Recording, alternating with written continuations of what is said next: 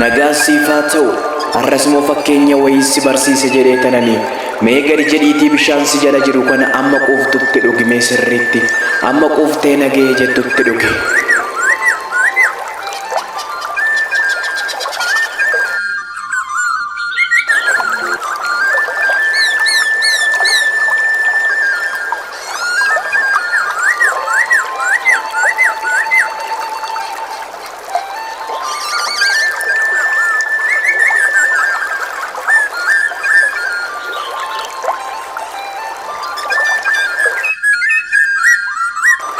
Bakkaas ga'ee quufteetiin jirtaa sirriitti? Eeyyee sirriitti quufeera. Ati amma bishaan kana sirriitti quuftee dhugdeetiin jirta. Xiqqoo turtee moo hin dheebottu? Lakki xiqqoo turee nan dheebodha malee hundee. Eeyyee ni dhugaadha. Bishaan kana yoo dhugde xiqqoo turteetiin ni dheebotta. Namni sagalee Waaqayyoo akka bishaan kanaatti dhuge garuu lammata deebi'eetiin hin dheebotu. Dhuguma siin jedha. Namni bishaan isa Kiristoos kenne dhugu lammata deebi'ee hin dheebotu. Akkas jedha Wangeela Yohaannis boqonnaa 4 lakkoofsa 13 gubbaarraa. Yesuus immoo bishaan kana irraa kan dhugu hundinuu deebi'ee hin dheebota. Bishaan isa ani kennuufiif jiru irraa inni dhugu garuu bara baraan hin dheebotu.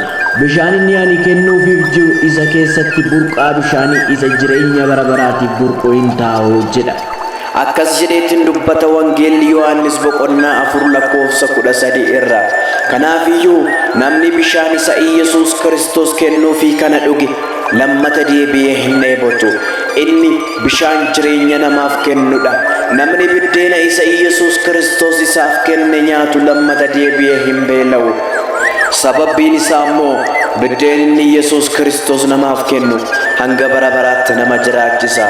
Innis biddeena isa karaa afaanii nyaatan kana miti. Innis sagalee Waaqayyoodha. Innis bishaan isa karaa afaanii dhugan kana miti. Innis sagalee Waaqayyoodha. Akkuma soorrata kee guyyaa keessatti bishaan si barbaachisu akkasumas lubbuun keetis immoo sagalee Waaqayyoo hin dheebotti.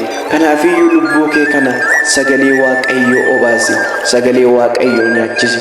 Kanas si hubachiisa jedhee tananii nagaan siif haa ta'u. Nagaadhaan ture.